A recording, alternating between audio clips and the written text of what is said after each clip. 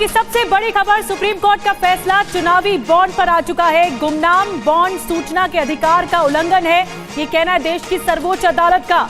जनता को दलों की फंडिंग की जानकारी होनी चाहिए, बॉन्ड को ऐसी प्राइवेसी नहीं दी जा सकती है। ये राइट टू इंफॉर्मेशन का उल्लंघन बताया है सुप्रीम कोर्ट ने। बहुत बड़ी टिप्पणी और साथ में फैसला लिया गया है, बॉन्ड को ऐसी प्राइवेसी नहीं दी जा सकती है, इलेक्टोरल बॉन्ड को। क्या कुछ और कहा है सुप्रीम कोर्ट ने अपने फैसले में? पीयूष पांडे और ज्यादा जानकारी के साथ जुड़ गए। जी पीयूष, बताइए। 5 जजों की संविधान पीठ ने अभी फैसला देना शुरू किया है इस मामले में। 2 इस पर राय हैं जो एक ही निष्कर्ष पर पहुंचती हैं और सीधे तौर पर सीजीआई ने ये कहा है कि आर्टिकल 19(1)(a) का ये उल्लंघन है, क्योंकि अभिव्यक्ति की सूचना का जो अधिकार है वो जनता के पास होना चाहिए और अप्रत्याशित जो इलेक्टोरल बॉन्ड को छूट दी गई है, खास तौर पर सिर्फ एजेंसियों को जानकारी मिलेगी, ये नहीं दी जा सकती है। सीधे तौर पर ये सीजीआई का कहना है और वो फैसला अभी इस मामले में पढ़ रहे हैं।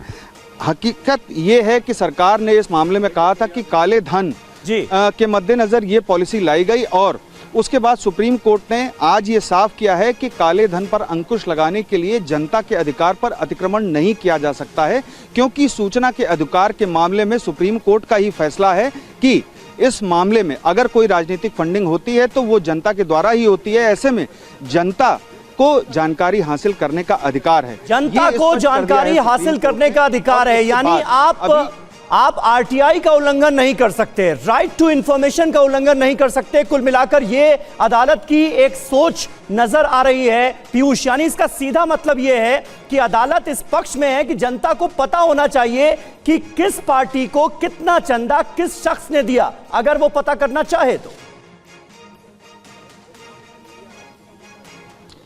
देखिए, अहम बात यह है कि सीजीआई ने ये साफ कर दिया है कि राजनीतिक दलों को जो फंडिंग की जाती है, अगर उस पर कोई सीक्रेसी किसी व्यवस्था पर लगाई जाती है तो वो सीधे तौर पर जनता को जो अधिकार सरकार की ओर से जो बिल ला करके दिया गया था और उसके बाद सुप्रीम कोर्ट ने भी उस पर फैसला दिया कि राजनीतिक दलों को जो फंडिंग की जाती है उसको जानने का अधिकार जनता को है। तो ऐसी स्थिति में जो व्यवस्था की गई है इलेक्टोरल बॉन्ड को लेकर के, उसको पूरी तरह से गोपनीय रखा गया है। सुप्रीम कोर्ट ने इसे अम्ब्रेला सीक्रेसी बोला है, यानी कि अप्रत्याशित जो सीक्रेसी है उसको लेकर के उस चाहिए। सीधे तौर पर सुप्रीम कोर्ट का संकेत ये है और अभी सीजीआई इस मामले में फैसला पढ़ रहे हैं। उसके बाद जो दूसरा निष्कर्ष है, दूसरी राय है, वो भी पढ़ी जाएगी और उसके बाद सुप्रीम कोर्ट का पूरा फैसला आपके सामने होगा। तो अभी फैसला आ रहा है, जैसा कि पीयूष बता रहे हैं, लगातार फैसला पढ़ा जा रहा है। जस्टिस डीवाई चंद्रचूड़ के बेंच जो है वो फैसला पढ़ रही है और धीरे धीरे फैसला। लेकिन पीयूष, एक बात बहुत अहम जो कही गई है, जो इनिशियल कमेंट्स है इनिशियल फैसले में, right to information article 19(1)(a) को इसका उल्लंघन बताया गया है, क्योंकि एनोनिमस या फिर गुमनाम बॉन्ड के जरिए पैसा इकट्ठा किया जाए। इस पर क्या टिप्पणी की है विशेष तौर पर सुप्रीम कोर्ट ने? देखिए, सुप्रीम कोर्ट ने कहा है कि संविधान इस मामले में आंखें बंद करके नहीं रह सकता है, क्योंकि जनता को एक अधिकार सरकार की ओर से ही दिया गया और दूसरी तरफ उस अधिकार पर अतिक्रमण कर दिया गया एक व्यवस्था ला करके। सीधे तौर पर सुप्रीम कोर्ट का ये कहना है और इस पर पुट्टास्वामी केस में सुप्रीम कोर्ट ने अपना फैसला भी दिया था, जो 9 जजेस बेंच का था, और उस 9 जजेस बेंच ने सीधे तौर पर कहा था कि आरटीआई के मामले में अगर कोई राजनीतिक फंडिंग है और उस पर आरटीआई की जाती है तो उस पर जानकारी देना अनिवार्य है और सरकार को ये जानकारी देनी होती है। ऐसी स्थिति में जबकि स्टेट बैंक ऑफ इंडिया के समक्ष सारी है इलेक्टोरल बॉन्ड आते हैं और लोग जो है राजनीतिक चंदा देते हैं, लेकिन उनकी जानकारी हासिल नहीं कर सकता कोई भी व्यक्ति, इवन दो कि आप अगर किसी शिकायत नहीं करते किसी एजेंसी से, और एजेंसियों को ये अधिकार दिया गया है, क्योंकि फंडिंग कौन कर रहा है ये सारी जानकारी सरकार के पास होती है लेकिन आम जनता के पास नहीं होती है। सुप्रीम कोर्ट का कुल मकसद ये है कि काले धन के लिए आप ये व्यवस्था लाएं, ठीक है, लेकिन यानी दलों की फंडिंग की जानकारी आम लोगों को होनी चाहिए, ये कहा गया है सुप्रीम कोर्ट की तरफ से। और देश के मुख्य न्यायाधीश डीवाई चंद्रचूड़ की ये टिप्पणी, जिसमें वो ये कहते हैं कि इलेक्टोरल बॉन्ड को अप्रत्याशित प्राइवेसी नहीं दी जा सकती, ये अपने आप में बहुत महत्वपूर्ण है पीयूष।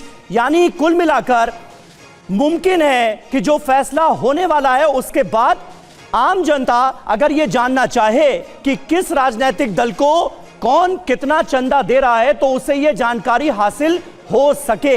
फिलहाल हमें थोड़ा सा और इंतजार करना होगा, क्योंकि अभी जो जजेस हैं उन्होंने अपना फैसला पढ़ना शुरू किया है। 5 जजों की संवैधानिक बेंच है और जो बड़ी टिप्पणियां सामने आई हैं उनके बारे में पीयूष पांडे हमें बता रहे हैं। चुनावी बॉन्ड पर सुप्रीम कोर्ट की बड़ी टिप्पणियां जो हैं वो आप देख लीजिए। गुमनाम चुनावी बॉन्ड सूचना के अधिकार का उल्लंघन है, ये सीधे तौर पर कहा गया है। ये बहुत बड़ी खबर है। चुनाव आयोग अब इसे कैसे लेगा, ये देखने वाली बात है। गुमनाम चुनावी बॉन्ड अनुच्छेद 19(1)(a) का उल्लंघन बताया गया है। राजनीतिक दलों की फंडिंग की जानकारी लोगों को होनी चाहिए, यानी आम लोगों को पता होना चाहिए कि किस राजनीतिक दल को किसने कितना चंदा दिया। बहुत बड़ी टिप्पणी है समीर। इसमें यह भी कहा गया है कि जनता को जानने का ये अधिकार है, राइट है कि सरकार के पास पैसा कहां से आता है, किसके जरिए आता है। गुमनाम चुनावी बॉन्ड सूचना के अधिकार का उल्लंघन है। जो गुमनाम होते हैं, एनोनिमस, यानी पता नहीं होता कि किसने चंदा दिया है या क्या चुनावी बॉन्ड के तहत किसके जरिए पैसा आ रहा है। बिल्कुल, सूचना के अधिकार का उल्लंघन बताया है गुमनाम चुनावी बॉन्ड को, यानी जिसमें यह नहीं पता होता कि आखिर ये चंदा किसने दिया है। आप किसी भी बैंक से यानी एसबीआई से जाकर इलेक्टोरल बॉन्ड बनवा सकते हैं और फिर वो फंड किसी पॉलिटिकल पार्टी के अकाउंट में डिपॉजिट किए जा सकते हैं। अभी तक की जो टिप्पणियां हैं सीजीआई की, देश के मुख्य न्यायाधीश की, पीयूष, वो क्या बता रही है, क्या इशारा कर रही है? देखिए, सीधे तौर पर सुप्रीम कोर्ट इस मामले में ये स्पष्ट कर चुका है, अपना संकेत दे चुका है कि सरकार व्यवस्था लेकर आई वो ठीक है, लेकिन उस पर अप्रत्याशित जो सीक्रेसी लगाई गई, जो व्यवस्था की गई, उसमें एक तरह से जनता के अधिकार को अतिक्रमण कर दिया गया, वो ठीक नहीं है। तो सुप्रीम कोर्ट इस मामले में सरकार को ये निर्देश दे सकता है कि सरकार इस मामले में जो राइट टू इंफॉर्मेशन है उसको अलाउ करे और कानून में बदलाव करे, और या फिर सुप्रीम कोर्ट इस मामले में सीधे तौर पर रूलिंग दे करके स्वयं बदलाव कर सकता है। और अहम बात यह है कि अब तक इस मामले में किसी भी व्यक्ति को सूचना के अधिकार के तहत इलेक्टोरल बॉन्ड की जानकारी हासिल करने का बिल्कुल पीयूष, और जानकारी ये मिल रही है कि इस मामले में फैसला आ चुका है। थोड़ी देर में इस बड़े फैसले की हर डिटेल TV9 भारतवर्ष आपको देगा। कुल मिलाकर ये टिप्पणी बड़ी है अदालत की, जिसमें कहा गया है कि इलेक्टोरल बॉन्ड को अप्रत्याशित प्राइवेसी नहीं दी जा सकती और सरकार से पूछना यह जनता का कर्तव्य है। दलों की फंडिंग की जानकारी लोगों को होनी ही चाहिए। काले धन पर अंकुश के लिए आरटीआई का उल्लंघन उचित नहीं ठहराया जा सकता, यह कहा है सुप्रीम कोर्ट ने अपनी टिप्पणी में। जजेस ने फैसला पढ़ना शुरू किया, फैसला आ चुका है और थोड़ी देर में पूरी डिटेल इस फैसले की हमारे पास होगी। पीयूष, कुछ और पता चल पाया?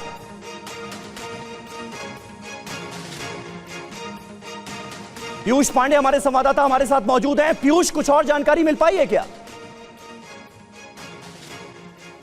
देखिए, सुप्रीम कोर्ट ने सरकार को कहा है कि इस मामले में एसबीआई के पास अगर कोई आरटीआई आती है तो उसे ये सूचना सार्वजनिक करनी होगी कि किस राजनीतिक दल को किसने चंदा दिया है और कितना चंदा दिया है। यानी कि सूचना के अधिकार पर जो अतिक्रमण हुआ था उसको सुप्रीम कोर्ट ने सीधे तौर पर नकारते हुए ये फैसला दिया है कि अब आरटीआई के जरिए।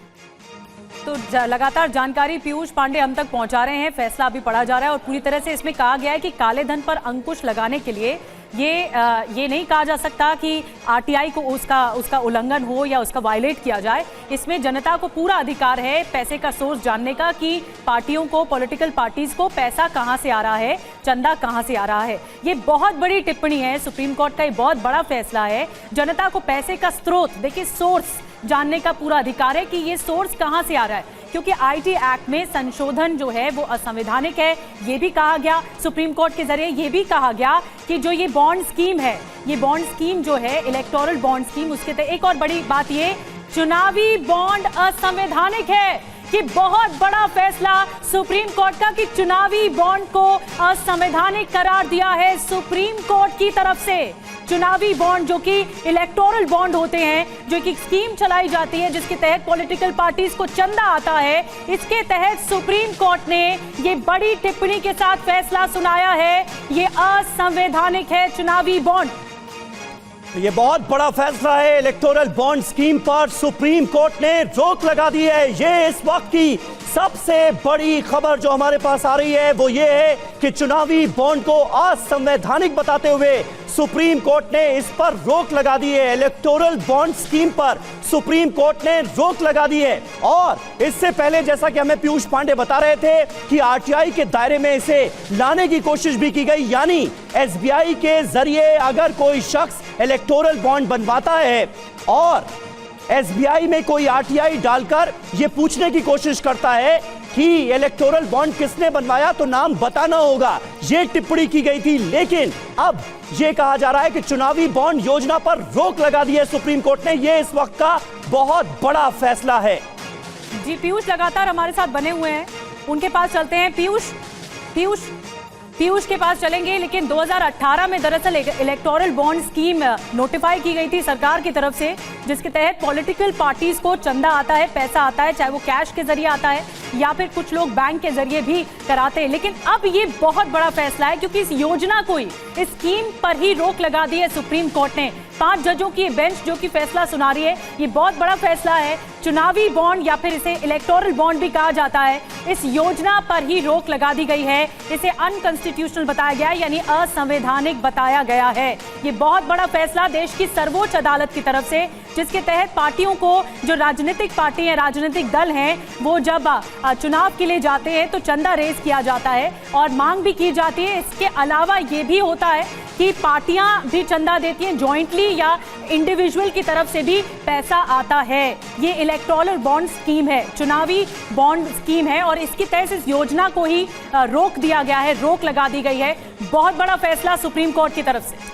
इलेक्टोरल बॉन्ड स्कीम को सुप्रीम कोर्ट ने बताया असंवैधानिक। ये इस वक्त की पहली बड़ी खबर। दूसरी बड़ी खबर, इस पूरी स्कीम को ही होल्ड ऑन कर दिया गया है, इस पर रोक लगा दी है। इलेक्टोरल बॉन्ड स्कीम पर सुप्रीम कोर्ट ने रोक लगा दी है।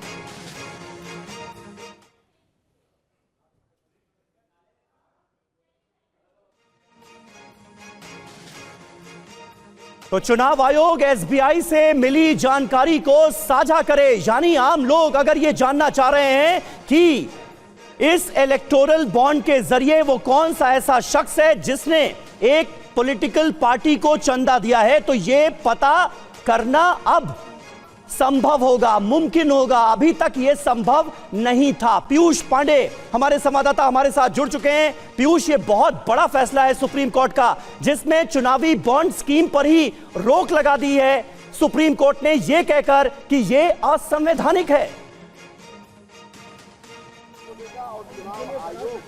जी बिल्कुल, देखिए सुप्रीम कोर्ट ने जब फैसला पढ़ना शुरू किया था तो ये स्पष्ट कर दिया था कि जनता के अधिकार पर जो अतिक्रमण हो रहा है उस अतिक्रमण को नहीं किया जाना चाहिए था। ऐसी व्यवस्था ला करके जिसमें इलेक्टोरल बॉन्ड को पूरी तरह से अप्रत्याशित तौर पर सीक्रेट रखा गया था।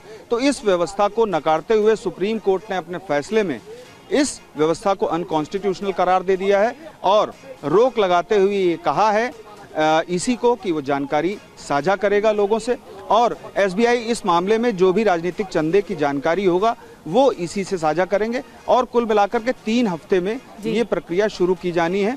तो अब इस मामले में स्थिति स्पष्ट हो चुकी है और सीजीआई पहले ही अपना फैसला पढ़ते हुए कह चुके थे कि 2 राय हैं लेकिन एक ही निष्कर्ष पर पहुंचती हैं। तो यानी कि जो इलेक्टोरल बॉन्ड है उस व्यवस्था के खिलाफ सुप्रीम कोर्ट ने अपना फैसला दिया है। केंद्र सरकार के लिए बहुत बड़ा झटका है और सीधे तौर पर सुप्रीम कोर्ट ने यह व्यवस्था स्पष्ट कर दी है कि अब इस मामले में जनता अगर सूचना के अधिकार के तहत जानकारी मांगता है तो उसे जानकारी देनी होगी। जी समीर, बहुत बड़ी बात आपने बताई पीयूष, और पूरा आपने एलाबोरेट किया कि सुप्रीम कोर्ट का क्या डिसीजन है, क्या फैसला है। लेकिन एक बात बहुत अहम कही गई है, जो स्टेट बैंक ऑफ इंडिया है उसे 2019 से ये आंकड़े साझा करना होगा देश की जनता के सामने कि किस किस ने पैसा दिया और कहां से ये सोर्स रहा, क्या जरिया रहा, ये सब बताना होगा एसबीआई को। जी जी बिल्कुल, देखिए 2019 अप्रैल से ये जानकारी अब एसबीआई को साझा करनी होगी। बात ये थी कि जब सुप्रीम कोर्ट में याचिकाएं दाखिल हुई तो उसमें ये कहा गया कि सरकार इसके जरिए जो चंदा दे रहा है उस व्यक्ति को, अगर कोई व्यक्ति विपक्ष को चंदा दे रहा है तो ऐसी स्थिति में उसके पीछे एजेंसियों को लगा सकती है, क्योंकि एजेंसियों को जानकारी आसानी से हासिल हो सकती है।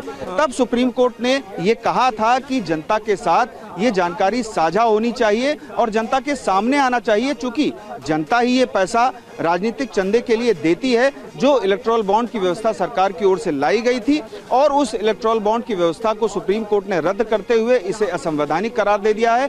अब स्थिति स्पष्ट हो चुकी है कि अगर जनता की ओर से आरटीआई की जाती है तो उसके जवाब में उसे ये जानकारी मिलेगी कि राजनीतिक चंदा किस दल को दिया गया और कितना दिया गया। जी, और अब कोई इलेक्टोरल बॉन्ड बनवा भी तो नहीं पाएगा पीयूष, ये भी तो अपने आप में बड़ी बात है, क्योंकि अभी तो अगर कोई भी चाहे तो एसबीआई जाता था, उसका नाम कहीं पेपर पर आता नहीं था। 1 लाख, 10 लाख, 1 करोड़ जितने के भी इलेक्टोरल बॉन्ड बनाइए और जिस भी पॉलिटिकल पार्टी को चाहिए उसको चंदा दे दीजिए। अब यह व्यवस्था खत्म कर दी गई और साथ ही साथ 2019 से लेकर अब तक किस पार्टी को इलेक्टोरल बॉन्ड के जरिए कितना चंदा मिला, यह भी अगर कोई जानना चाहे तो उसे पता चल जाएगा। यानी किस पार्टी को कितना चंदा इलेक्टोरल बॉन्ड से मिला, यह जानकारी हमारे सामने अब आ सकती है, एसबीआई को देनी पड़ेगी। बिल्कुल सबीर, देखिए एसबीआई को अब पूरी जानकारी साझा करनी पड़ेगी और अब स्थिति पूरी तरह से स्पष्ट हो चुकी है कि भविष्य में जो चंदा होगा उसकी जानकारी आरटीआई के जरिए लोगों को हासिल हो सकेगी, जबकि जो 2019 से अप्रैल 2019 से ये व्यवस्था लागू की गई और उसके बाद से लोगों को ये जानकारी हासिल नहीं हो रही थी, उसे रद्द कर दिया गया है और एसबीआई को ये कह दिया गया है बेसिकली एसबीआई इसी के साथ साझा करेगा पूरी जानकारी और आरटीआई के जरिए ये जानकारी किसी भी व्यक्ति को जो देश का नागरिक है उसको हासिल हो सकेगी कि कहां कितना पैसा किस राजनीतिक दल को दिया गया और कब दिया गया और कितना दिया गया। नहीं, ये जानकारी जो है ये एसबीआई के जरिए हासिल होगी या एसबीआई चुनाव आयोग को बताएगा? मतलब अगर मैं ये जानना चाहूं कि किस पॉलिटिकल पार्टी को कितना इलेक्टोरल बॉन्ड के जरिए चंदा दिया गया 2019 से अब तक, तो एसबीआई में ही आरटीआई लगानी होगी और एसबीआई ही क्या मुझे जवाब देगा या फिर चुनाव आयोग देगा?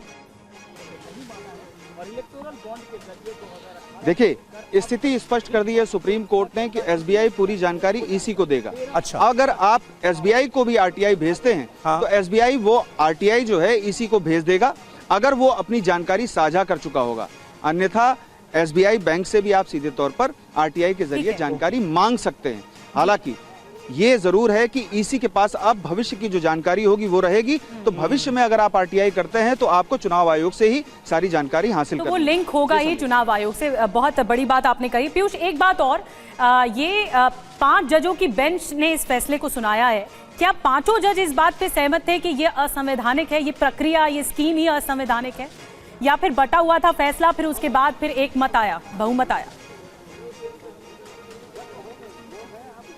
देखिए ये सर्वसम्मति का फैसला था। जब सीजीआई ने फैसला पढ़ना शुरू किया तो सीधे तौर पर ये कह दिया कि ये सर्वसम्मति का फैसला है। हालांकि इसमें 2 राय हैं और उस राय का जो निष्कर्ष है वो सीधे तौर पर एक ही जगह पहुंचता है, यानी कि ये जो 5 जजों की राय थी वो सर्वसम्मति की थी और सुप्रीम कोर्ट ने अपने फैसले में 5 जजों के फैसले में इलेक्टोरल बॉन्ड को रद्द कर दिया है और इस व्यवस्था को असंवैधानिक करार देते हुए जो जनता के अधिकार पर अतिक्रमण किया जा रहा था उसके रास्ते को खत्म करते हुए अब जनता को ये अधिकार दे दिया है कि आरटीआई के तहत वो सूचना मांग सकते हैं। राजनीतिक पार्टियां हैं वो क्या करेंगी? वो अगर उन्हें पैसा चाहिए चुनाव लड़ने के लिए और जिस तरह से ये व्यवस्था थी अब तक, अब क्या किया जाएगा? कुछ वैकल्पिक भी बताया गया है कि सोर्स क्या होना चाहिए।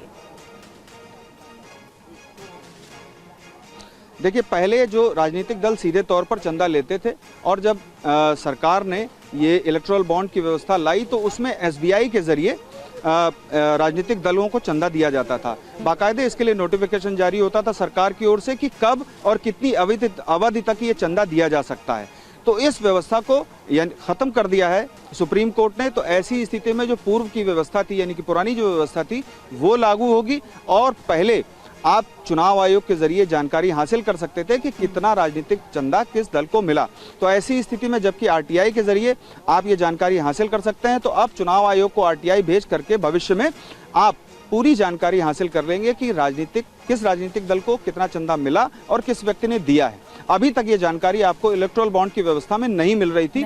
इसी वजह से सुप्रीम कोर्ट ने इलेक्टोरल बॉन्ड को रद्द करते हुए इस व्यवस्था को असंवैधानिक करार दिया अपने फैसले में। जी अच्छा, इसके अलावा नकद चंदे की जो व्यवस्था है, चुनाव आयोग ने 20,000 से इसे 2,000 किए जाने की डिमांड की थी, तो अब क्योंकि इलेक्टोरल बॉन्ड खत्म हो गए हैं तो नकद चंदे जो हैं वो उनमें भी आने वाले वक्त में कुछ बदलाव हो सकता है। क्या ये माना जाए पीयूष, क्या ये संभव है, मुमकिन है? बिल्कुल समीर, देखिए अहम बात यह है कि ये नीतिगत फैसला होता है और चूंकि सरकार को करना होता है, लेकिन नीतिगत फैसले में भी ऐसे हर्डल्स नहीं रखे जा सकते, ऐसी मुश्किलें नहीं लाई जा सकती जिसमें जनता के अधिकार को पूरी तरह से खत्म कर दिया जाए। तो सुप्रीम कोर्ट ने अपने फैसले में यह साफ कर दिया कि आपको जानकारी साझा करनी होगी लोगों के साथ, देश के नागरिकों के साथ, लेकिन अब भविष्य में ये किया जा सकता है कि नगद। थोड़ी देर के लिए रोकना चाहूंगा। प्रियंका चतुर्वेदी इस वक्त हमारे साथ मौजूद हैं, राज्यसभा सांसद उद्धव ठाकरे के पार्टी से। प्रियंका जी, किस तरह से आप देखती हैं सुप्रीम कोर्ट के इस फैसले को? इलेक्टोरल बॉन्ड स्कीम को ही असंवैधानिक करार दिया है सुप्रीम कोर्ट ने, और सिर्फ असंवैधानिक नहीं कहा है, ये भी स्ट्राइक डाउन भी कर दिया है, और यहाँ तक कहा है कि मार्च तक इलेक्शन कमीशन की जिम्मेदारी होगी कि जितने अपार धन जो भारतीय जनता पार्टी को मिलता था, 90% से ज्यादा फंड उस पॉलिटिकल पार्टी को मिलते थे, तो वो कौन कौन ऐसे कॉर्पोरेट हाउसेस थे जिन्होंने अपार धन उनको दिया है और जुटाने का काम किया है और लेवल प्लेइंग फील्ड खत्म करने का काम किया है। एक मोस्ट करप्ट टूल था बीजेपी के टूल किट में, जो आज स्ट्राइक डाउन किया है, and I welcome this judgement and I hope कि आने वाले समय में इलेक्टोरल ट्रांसपेरेंसी जो हम मांग कर रहे थे वो वापस से कायम होगी। जी, आपको लगता है प्रियंका जी ये निष्पक्षता आएगी, ये ट्रांसपेरेंसी आएगी अब इस बड़े फैसले के बाद?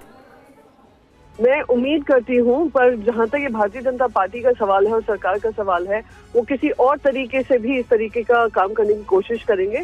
जनता को सतर्क रहना है, और आई थैंक द सुप्रीम कोर्ट कि उन्होंने इसमें स्टेप इन कर इस गैर संवैधानिक चीज को खत्म करने का काम किया है। प्रियंका जी, लेकिन ये फैसला जो है ये सिर्फ बीजेपी के लिहाज से इसे नहीं देखा जाना चाहिए, सभी जो पॉलिटिकल पार्टीज हैं उन पर यह फैसला लागू होगा। आपको लगता है कि तमाम राजनीतिक दल स्वागत करेंगे इस फैसले का? भाई साहब, मैं बीजेपी के लिए इसलिए बोल रही हूँ क्योंकि ये भारतीय जनता पार्टी सरकार में आते ही अरुण जेटली जी ने ये किया था। उस समय पे भी हंगामा हुआ था कि जिस तरीके से कर रहे हैं कि अनलिमिटेड पैसा आ सकता है, नॉन ट्रांसपेरेंट, ये भी बताने की जरूरत नहीं कौन उनको फंड कर रहा है, उसको स्ट्राइक डाउन किया। मैं बीजेपी इसलिए याद दिला रही हूँ क्योंकि 90% ऑफ द इलेक्टोरल बॉन्ड, आप समझ सकते हैं इतने राजनीतिक पक्ष हैं, रीजनल पार्टीज हैं, हम एक रीजनल पार्टी के हैं, नेशनल पार्टीज हैं, उसमें से भी 90% इलेक्टोरल बॉन्ड्स आते थे तो भारतीय जनता पार्टी को आते थे।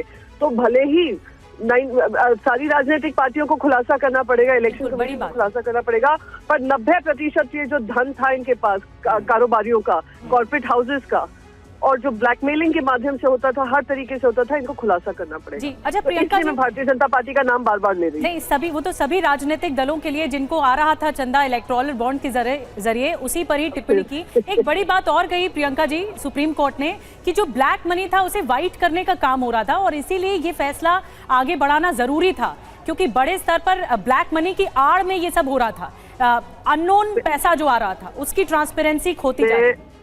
मैं फिर से एक बार भारतीय जनता पार्टी के लिए दोहराऊंगी क्योंकि भारतीय जनता पार्टी ने 15-15 लाख का जुमला दिया था कि काला धन खत्म करेंगे, नरेंद्र मोदी जी का ये वादा था, और उसको फिर इलेक्टोरल जुमलाबाजी करी थी।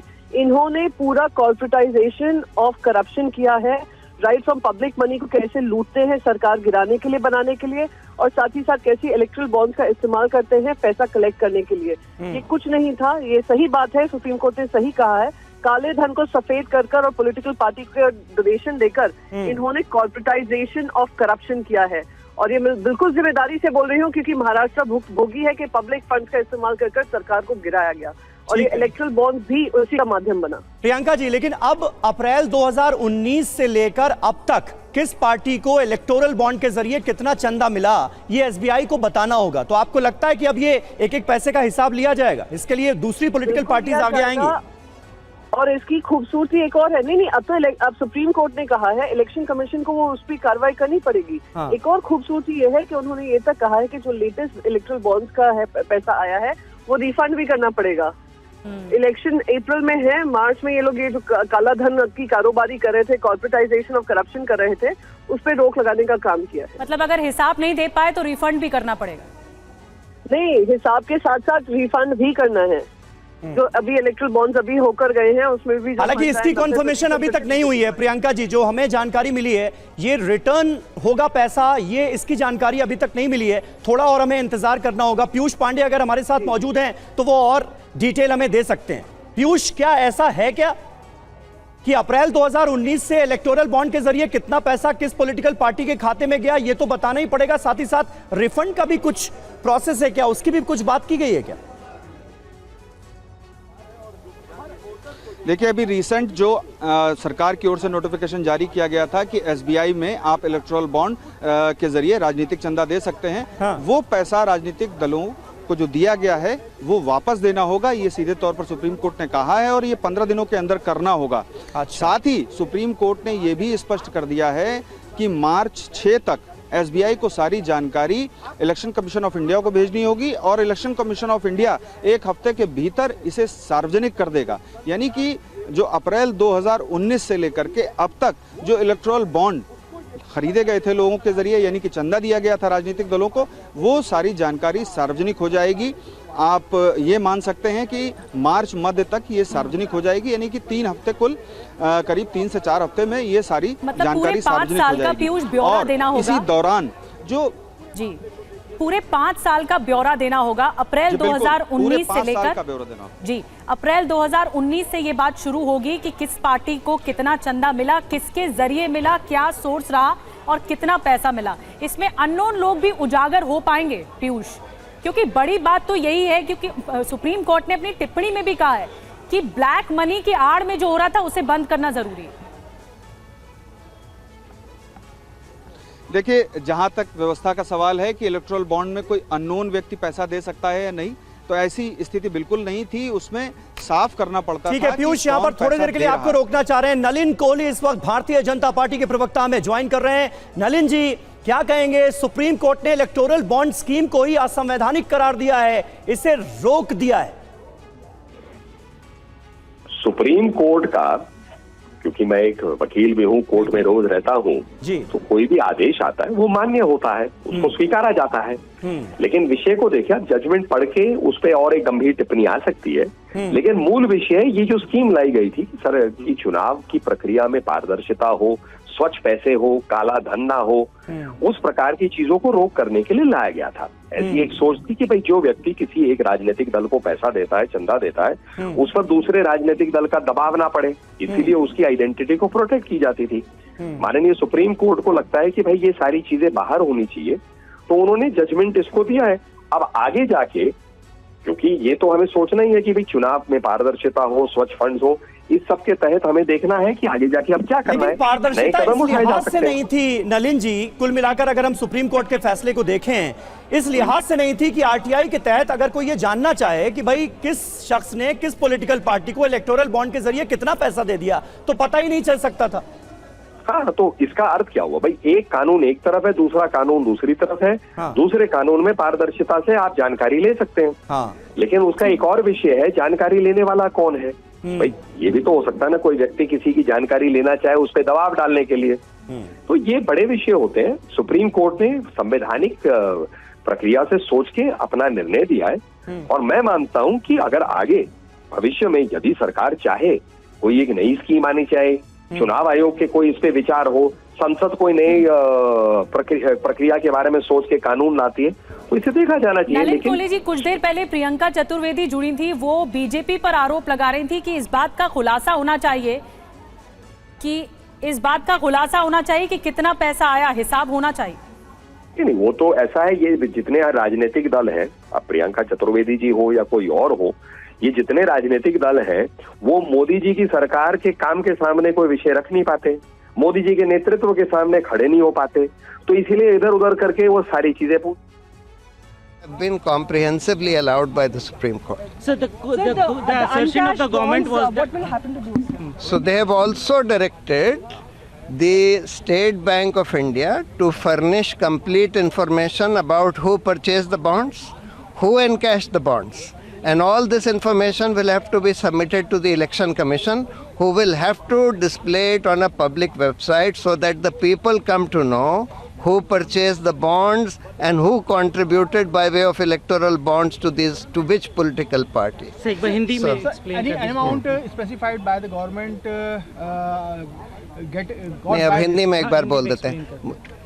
देखिए, आज एक बहुत ही महत्वपूर्ण फैसला सुप्रीम कोर्ट ने दिया, जिसका कि बहुत लंबा असर होगा हमारी पूरी चुनावी लोकतंत्र के ऊपर। उन्होंने ये इलेक्टोरल बॉन्ड की स्कीम कॉम्प्रिहेंसिवली स्ट्राइक डाउन कर दी है, ये कहते हुए कि इसमें जो एनोनिमस एलिमेंट इन्होंने लाया कि भाई किसी को पता नहीं लगे कि भाई ये इलेक्टोरल बॉन्ड किसने खरीदे और किसको दिए, ये बिल्कुल हमारे जनता के सूचना के अधिकार के खिलाफ है, जो कि एक मौलिक अधिकार है जनता का।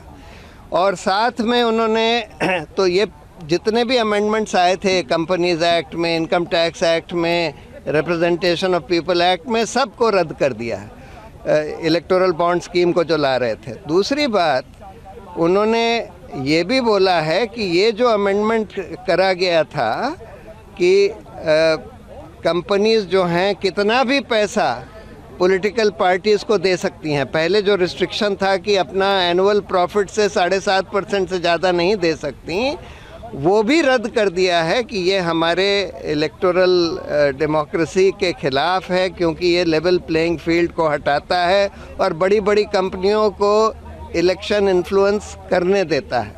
साथ में उन्होंने ये भी बोला है कि जितने भी इलेक्टोरल बॉन्ड्स खरीदे गए और जो जमा करे गए पॉलिटिकल पार्टियों ने जो अपने खातों में जमा करे, उसका पूरा ब्यौरा स्टेट बैंक ऑफ इंडिया, जिसके पास ये सारी इन्फॉर्मेशन है, वो इलेक्शन कमीशन को दे और ये पब्लिक वेबसाइट पर डाला जाए, जिससे कि जनता को पता लगे कि किसने ये इलेक्टोरल बॉन्ड्स खरीदे और किस पॉलिटिकल पार्टी को दिए। जो धनराशि जमा हुई थी इलेक्टोरल बॉन्ड से, क्या उसका खुलासा सरकार ने सुनवाई के दौरान किया? नहीं किया था ना। तो उन्होंने ये बोला था कि हम एक इंटरिम ऑर्डर था को आप सुन रहे थे, वो बता रहे थे कि इस फैसले से आने वाले वक्त में कितना असर पड़ेगा और एसबीआई को सारी जानकारियां चुनाव आयोग से साझा करनी पड़ेगी और चुनाव आयोग को सारी डिटेल अपनी वेबसाइट पर साझा करनी पड़ेगी लोगों के साथ। यानी 2019 से अब तक इलेक्टोरल बॉन्ड के जरिए किस पार्टी को कितना चंदा दिया गया है, ये पता लग सकेगा। आम इंसान भी ये पता लगा पाएगा। कुमार विक्रांत का जल्दी से रुख करते हैं। कुमार, कांग्रेस की तरफ से क्या रिएक्शन है सुप्रीम कोर्ट का? निश्चित तौर पर यह बहुत बड़ा फैसला है।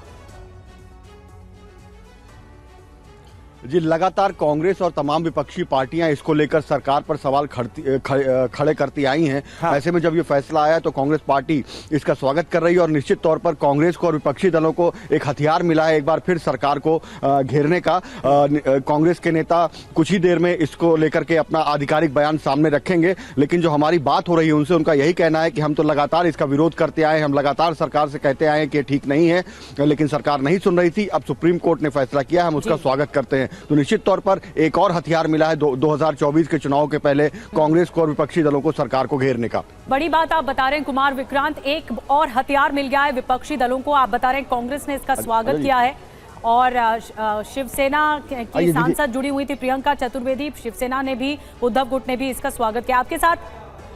आपके साथ जी कुमार, बात कीजिए। जी बिल्कुल अजय कुमार जी, जिस तरीके से सुप्रीम कोर्ट ने फैसला किया है, चुनावी बॉन्ड को रद्द कर दिया है कांग्रेस पार्टी की, और आप पूर्व सांसद हैं, आपकी क्या प्रतिक्रिया? देखिए, एक बहुत ही ऐतिहासिक निर्णय है और इस निर्णय से जो है 3-4 बातें जो सामने आ रही है। एक तो भारतीय जनता पार्टी ने फर्जीवाड़ा करके कंपनी एक्ट को बदल दिया था। देखिए, थोड़ा सा टेक्निकल चीज 2-3 बातें बताऊंगा।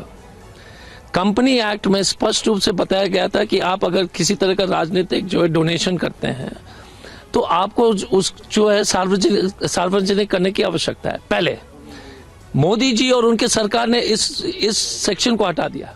पहला मतलब कोई भी कंपनी, अदानी जी और कुछ भी पैसा दे सकते हैं अपना और फिर माइंड ले सकते हैं, लेकिन आपको जानकारी नहीं मिलेगी।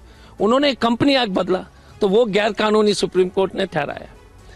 दूसरा बोले कि ये जो राइट टू प्राइवेसी कि हम डिस्क्लोज नहीं करेंगे, इलेक्ट्रोल बॉन्ड में सुप्रीम कोर्ट ने कहा कि जब आप इतने बड़े रकम ले रहे हैं बड़े बड़े उद्योगपति से, फिर तो आप इस देश की जनता के ऊपर जो है अत्याचार करने के लिए उसका कोई अब आप किसी उद्योगपति अगर कोई पैसा दे रहा तो कोई अपना काम कराएगा सरकार से, तो ये देश की राजनीति के, ये लोकतंत्र के लिए अच्छी बात नहीं है।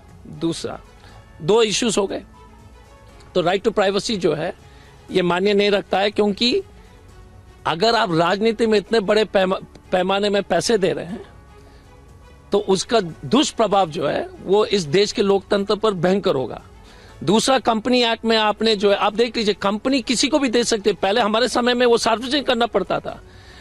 बीजेपी छुपाने के लिए एक संशोधन ले आए कंपनीज एक्ट में, वो भी गैर कानूनी। तीसरा, उन्होंने कहा कि 2019 से जितने भी इलेक्ट्रोल बॉन्ड है आप सार्वजनिक कीजिए इलेक्शन कमीशन को कि किस किसने क्या दिया है। इस देश में एक भूचाल इसलिए आएगा कि उद्योगपति करोड़ों लेकर के जो या तो किसान को दबा रहे हैं, आदिवासी को दबा रहे हैं, या मजदूर को दबा रहे हैं, माइंस लिया जा रहा है। क्योंकि कोई भी उद्योगपति एक हाथ में देता है और दूसरे हाथ में जो है करोड़ों हाथ उखाड़ के ले जाता है। उद्योगपतियों से चंदा तो आप लोग भी लेते हैं ना, तो सार्वजनिक कीजिए। हम तो बोलते हैं कि हम लेते हैं, तो उसको सार्वजनिक नाम बताइए, हमें कोई आपत्ति नहीं है। 25,000 के तो जो है आपका 25,000 वाले को पॉलिटिकल पार्टीज का डोनेशन अजय कुमार बता रहे थे कुमार विक्रांत के साथ कि ये जो फर्जीवाड़ा चल रहा था इस पर नकेल कसी गई है सुप्रीम कोर्ट के जरिए, स्ट्राइक डाउन किया गया है। इलेक्टोरल बॉन्ड को ही पर ही रोक लगा दी गई है। इसे अनकॉन्स्टिट्यूशनल बताया गया, असंवैधानिक बताया गया। रामकृपाल जी हमारे साथ इस बीच जुड़ गए और आनंद प्रकाश पांडे मेरे सहयोगी भी जुड़ गए। रामकृपाल जी, मैं आपके पास आ रही हूँ कमेंट के लिए कि ये एक बहुत बड़ा डिसीजन है, लेकिन इस मामले में कांग्रेस हो या सीपीआई हो वो विरोध कर रही थी और उनका साफ तौर पर कहना था कि ट्रांसपेरेंसी हो। यही बात कही गई है सुप्रीम कोर्ट के जरिए भी। देखिए, अच्छा है, उच्चतम न्यायालय का फैसला है, सर्वोच्च न्यायालय का फैसला है, तो पूरे देश के लिए पूरे देश में उसका स्वागत किया जाना चाहिए। लेकिन आज जो इस फैसले पर बहुत लोग खुश हो रहे हैं, उनकी खुशी कोई बहुत ज्यादा लंबी नहीं चलेगी, क्योंकि ये फैसला किसी एक पार्टी के पक्ष में नहीं है, न विपक्ष के पक्ष में है, न सत्ता पक्ष के पक्ष में है। ये ट्रांसपेरेंसी का मामला है। और इस देश में देखिए, हमें भूलना नहीं चाहिए कि जो इलेक्टोरल बॉन्ड लाया गया था वो इसलिए था कि काले धन का उपयोग इतना बढ़ गया था जी। आज अजय जी जैसे कह रहे थे कि सब कुछ बहुत अच्छा है, तो क्या ये कांग्रेस कह सकती है कि काले धन का उपयोग नहीं किया गया था? किस किस तरह सब कारपोरेट वर्ल्ड, एक बात तो आप जान लीजिए, कहने के लिए होता है, देखिए, जीतने वाले घोड़े पर ही सब लोग दांव लगाते हैं, ये जनरल नियम है। जो सत्ता में बैठा हुआ है, जिसको लोग देखते हैं, चाहे वो कारपोरेट हो चाहे जनता हो आम, जब उनको लगता है कि ये सरकार सही काम कर रही है और यही सरकार आने वाली है, तो निश्चित तौर पर उसको चंदा ज्यादा मिलेगा। रामकृपाल जी, लेकिन इसी का दूसरा पहलू ये है कि अपना काम निकलवाने के लिए सत्ता में जो पार्टी है उसे चंदा दिया जाए और फिर अपना काम निकलवाया जाए। तो एक तरह की पारदर्शिता सुप्रीम कोर्ट के इस बड़े फैसले के बाद अब आएगी क्या? क्योंकि अब तो पता लग जाएगा कि किसने कितना चंदा दिया। देखिए, जो एलिगेशन है कि जिसने चंदा दिया है उसका कोई काम हुआ है क्या? अगर ऐसा हुआ है तो बिल्कुल आज की तारीख में वो कोई भी पार्टी, कोई भी व्यक्ति, कोई भी जा सकता है और ये कह सकता है कि इसके एवज में इनको ये मिला।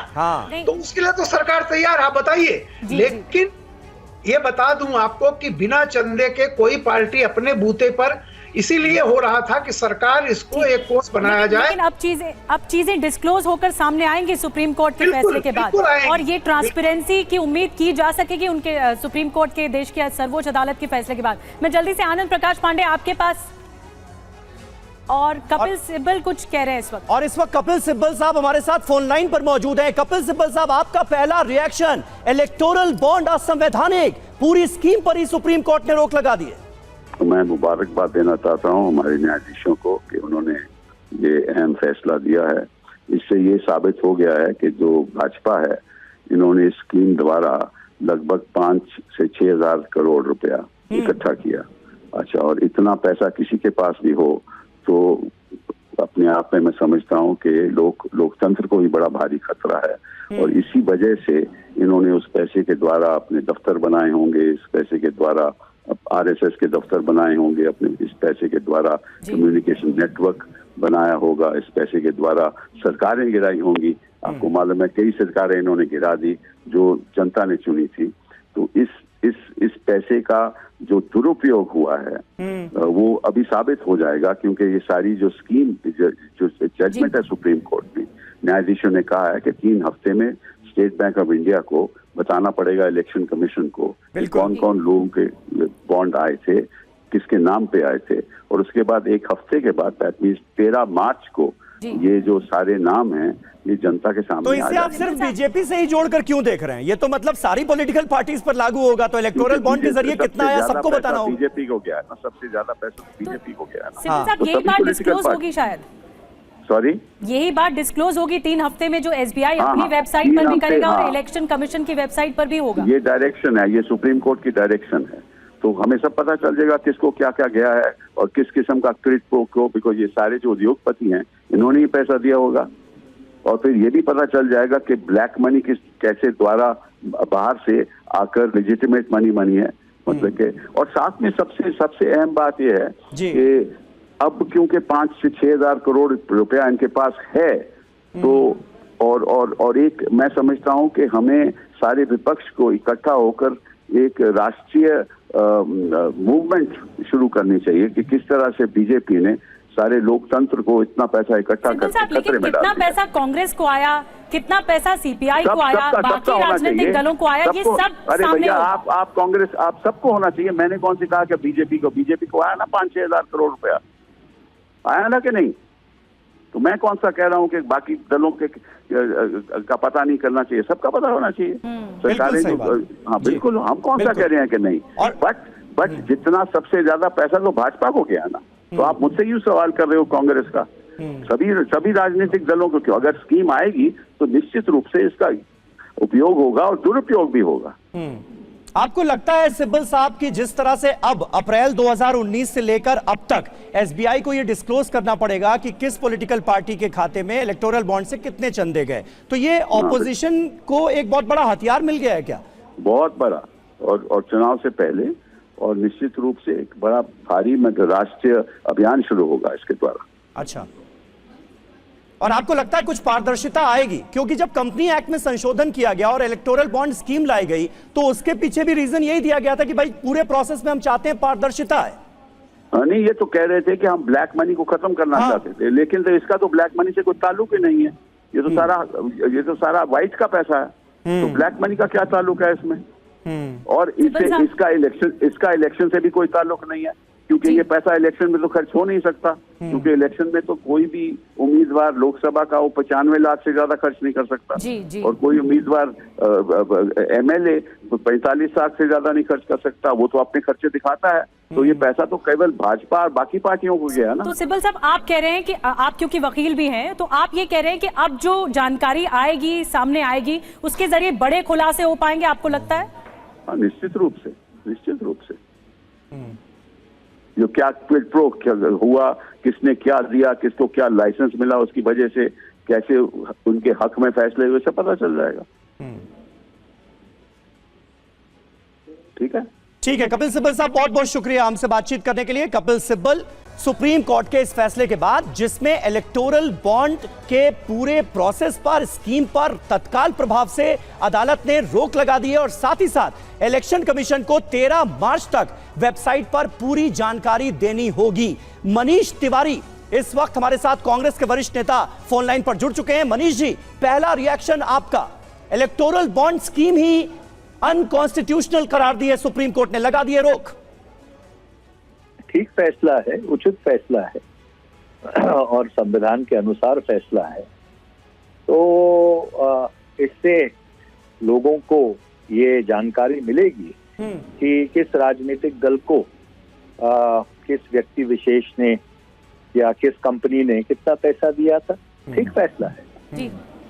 मनीष जी, एक बात बहुत अहम सुप्रीम कोर्ट के जरिए कही गई है, हाईलाइट किया गया है कि जो इलेक्टोरल प्रोसेस में, इस पूरे स्कीम में जो कैश कंपोनेंट भी रहा, उस पर उसे रिड्यूस करने की जरूरत है।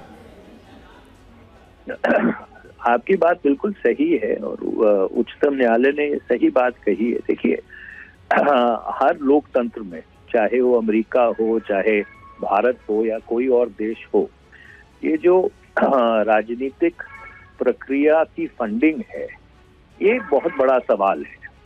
क्योंकि ब्लॉक से लेके राष्ट्र स्तर तक किस तरह से फंडिंग होती है, पंचायत से लेके पार्लियामेंट तक किस तरह से चुनाव लड़े जाते हैं, ये एक चुनौती भारत में नहीं है, सारे लोकतांत्रिक देशों में है। अमेरिका में यूएस सुप्रीम कोर्ट ने एक सुपर पीएसी जो एक डोनेशन का जरिया था उसको वैध करार दिया था, उसके ऊपर भी बहुत विरोधाभास अभी तक चल रहा है। तो ये पॉलिटिकल सिस्टम की जो फंडिंग है उसको ट्रांसपेरेंट बनाने के लिए जी, क्योंकि मनीष जी, मैंने इसीलिए आपसे सवाल पूछा, ये याचिका कांग्रेस की तरफ से ही गई थी कि इस मामले में जो स्कीम के तहत पारदर्शिता नहीं अपनाई जाती। देखिए, ये जो याचिका थी, ये याचिका उन लोगों ने दायर की थी जो लोग इस देश में सूचना के अधिकार का कानून लेके आए थे। तो हमारी तो सदा से ये मानना रहा है कि हर प्रक्रिया में पारदर्शिता होनी चाहिए। और आज जब उच्चतम न्यायालय ने की खंडपीठ ने मेरे ख्याल 4:1 फैसला सुनाया है, तो फैसला पढ़ना पड़ेगा, उसको संज्ञान में लेना पड़ेगा। पर जितनी जानकारी आपने दी है या आपके जैसे और दोस्तों ने दी है, उससे तो ये लगता है कि ये सही फैसला है। मनीष जी, अगर हम इसके प्रोज एंड कॉन्स की बात करें, जैसा कि मैंने कहा, पारदर्शिता और ज्यादा पूरे प्रोसेस में हो, इस वजह से इलेक्टोरल बॉन्ड की स्कीम लाई गई। लेकिन इस मामले में पारदर्शिता तो नहीं थी कि भाई आप पता कर सकें कि किस इलेक्टोरल बॉन्ड के जरिए कौन सा शख्स किस पॉलिटिकल पार्टी को कितना चंदा दे रहा है। तो अगर प्रोज एंड कॉन्स की बात की जाए तो इस फैसले के प्रोज एंड कॉन्स दोनों क्या आने वाले वक्त में पॉलिटिकल पार्टीज के को झेलने होंगे या उनका सामना करना होगा, और उसके लिए कांग्रेस पार्टी क्या तैयार है?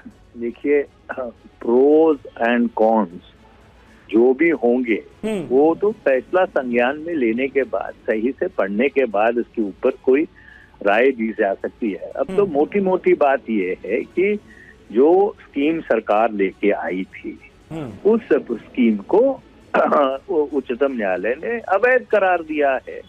और चुनाव आयोग को और स्टेट बैंक ऑफ इंडिया जो ये स्कीम चला रही थी, उनको ये निर्देश दिया है कि जितना पैसा जिस राजनीतिक दल को, जिस इलेक्टोरल बॉन्ड के तहत मनीष जी, बहुत बहुत धन्यवाद आपका हमसे बातचीत करने के लिए TV9 भारतवर्ष से। और बड़ी बात उन्होंने कही, खास तौर पर सबसे पहले कपिल सिब्बल ने भी कहा, मनीष तिवारी ने भी कहा कि ये पूरा मामला ट्रांसपेरेंसी के अंतर्गत आता है। मर्जी आदमी अमाउंट पार्टीज को फंडिंग जो हो रही थी वो कहीं ना कहीं एक काला धन ही था। क्योंकि अगर आप व्हाइट मनी देते हैं तो व्हाई नॉट, नाम डिस्क्लोज और अमाउंट डिस्क्लोज क्यों नहीं हो रहा है? क्योंकि एक लिमिटेड धनराशि, जो अनलिमिटेड जो सोर्सेस थे फंडिंग के, वो इससे रुक जाएंगे। मुझे लगता है ये एक बड़ा इम्पैक्ट डालेगा इलेक्शन में। तो कुल जया जी हमारे साथ जो इस मामले में याचिका करता है, और वरुण ठाकुर जी जो इस मामले में वकील हैं, उन्होंने हमें जानकारी दी कि सुप्रीम कोर्ट के फैसले से जो अब पॉलिटिकल जो फंडिंग होती थी उसमें राजनीतिक दलों के साथ जो भेदभाव होता था, और दूसरी अहम बात यह थी कि जनता को कोई अधिकार नहीं था कि वो जानकारी हासिल कर सके, अब ये दोनों अधिकार बहाल हो जाएंगे। और सुप्रीम कोर्ट ने यह भी साफ कर दिया है कि इस मामले में इलेक्शन कमीशन ऑफ इंडिया को 3 हफ्ते में ये सारी चीजें सार्वजनिक करनी होगी, और 6 मार्च तक एसबीआई को ये जानकारी, पूरी जानकारी जो 2019 अप्रैल 2019 से लेकर के अब तक जो इलेक्टोरल बॉन्ड के जरिए चंदा दिया गया है उसकी जानकारी मौजूद है, उनसे जरा ये भी बात कर लीजिए कि इस फैसले के बाद क्या पॉलिटिकल पार्टीज को किसी तरह की कोई व्यवहारिक दिक्कतें भी होंगी क्या? मतलब अब तो पता किया जा सकेगा कि भाई किसने कितना चंदा किस पार्टी को दिया, 2019 से अब तक के आंकड़े भी सामने आ जाएंगे, तो किस कंपनी का किस पार्टी की तरफ ज्यादा रुझान रहा, ये बात डिस्क्लोज हो जाएगी। तो क्या ये ठीक होगा या फिर कुछ व्यवहारिक दिक्कतें हैं इसमें? देखिए समीर, मैंने ये अहम सवाल पूछा था जो आपने अभी मुझसे पूछा है, और वरुण ठाकुर का जवाब ये था कि इस मामले में राजनीतिक दलों को भले ही कोई दिक्कत आए, लेकिन जनता के सामने ये सार्वजनिक होना चाहिए कि आखिर किस राजनीतिक दल को, जो सत्ता पक्ष है या फिर विपक्ष है, उसे कितना राजनीतिक चंदा मिल रहा है और किस व्यक्ति से मिल रहा है और किस तरह से मिल रहा है। क्योंकि ये जो व्यवस्था थी, इलेक्टोरल बॉन्ड की व्यवस्था थी, काले धन पर अंकुश लगाने के लिए लाई गई थी, लेकिन सवाल ये था कि जनता को ये नहीं जानकारी हासिल होती थी कि आखिर किसने कितना चंदा दिया, और दूसरी तरफ एजेंसियां ये जानकारी आसानी से हासिल कर सकती ये है कि जनता सर्वोपरि है। दल में किसको कितना चंदा मिला। सुप्रीम कोर्ट ने अपने फैसले में, अपने बड़े फैसले में ये बता दिया है कि जनता सर्वोपरि है और जनता का ये अधिकार है ये जानना कि किस पार्टी को कितना पैसा आता है, किसके जरिए आता है। एक बहुत बड़ा फैसला। बहुत बहुत शुक्रिया पीयूष आपका, आनंद आपका।